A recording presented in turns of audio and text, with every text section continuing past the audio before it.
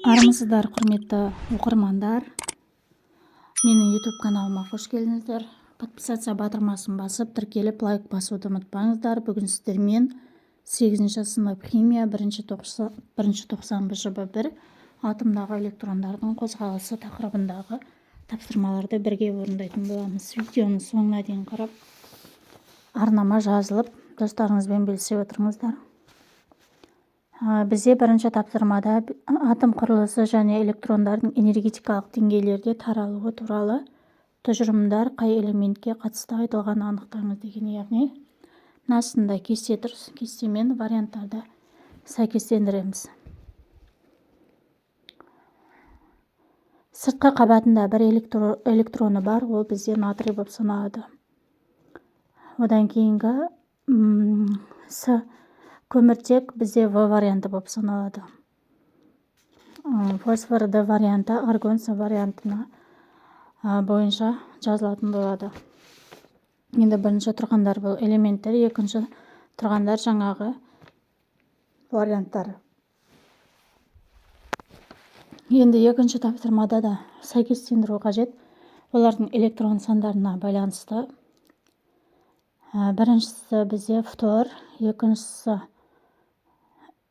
F, екіншісі С, үшіншісі В варианты, төртіншісі Д варианты, бесіншісі А, алтыншысы Е варианты. Одан кейін үшінші тапсырмада бізде осы элементтердің жаңағы электрон сандарына байланысты жазатын боламыз. 1s2, 2s2, 2p1 деген сияқты. Неон, кремний, калий. Енді одан кейін бізде графикалығын толтыру керек. Графикалықты ұяшықтарды толтырамыз. Одан кейін бізде төртінші тапсырма. Төртінші тапсырмада бізде натрий, күкірт элементтері берілген. Олардың Менделеев кестесіне қарап, жаңағы электрондардың сандарын анықтаймыз. Сосын осы жаңағы домалақ арқылы осы шеңберді істейміз, толтырамыз. Мысалы, қызыл натрийді санап көретін болсақ, 2, 4, 6, 8, 10, 11. Демек, бізде 11 электрон болады натрийда. Ал күкіртте жайғастырғаннан кейін санасақ, бізде 2, 4, 6, 8, 10, 12, 13, 14 электрон бар. Бізде негізі ең сыртқы электрон қалай анықтау керек? Ең оңай жолы бізде жаңағы элементтің орналасқан тобына байланысты анықтасақ болады. Одан кейін натрийдің сыртқы электронындағы бір электрон күкіртке келіп жайғасатын болады. В тапсырмасында натрий ионы мен күкірт ионын жеке жазғанбыз. Жаңа қызыл домалақпен белгіленген ол электрондардың санын білдіреді. Енді С тапсырмасына келетін болсақ, металдар мен бейметалдарды айтамыз. Металдар сыртқы қабатында қанша электрон болса, сонша электронды бере алады.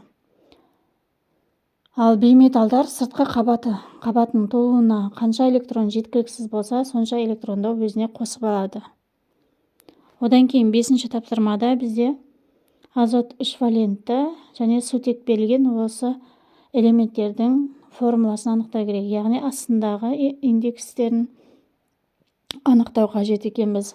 Енді бізде азоттың тотығу дәрежесі -3 болып тұр, бұл жерде сутек бізде +1 болып тұр. Осы арқылы біз теңдеу құрып аламыз, яғни 1 көбейтілген -3 қосылған 1 көбейтілген x тең 0. Енді 1 мен -3-ті көбейткенде -3 қосылған x тең 0. X-ті табу үшін бізде -3 бізде оң таңбаны көрсетеді, яғни NH3 деген формула пайда болады. NH3 бізде аммиактың формуласы.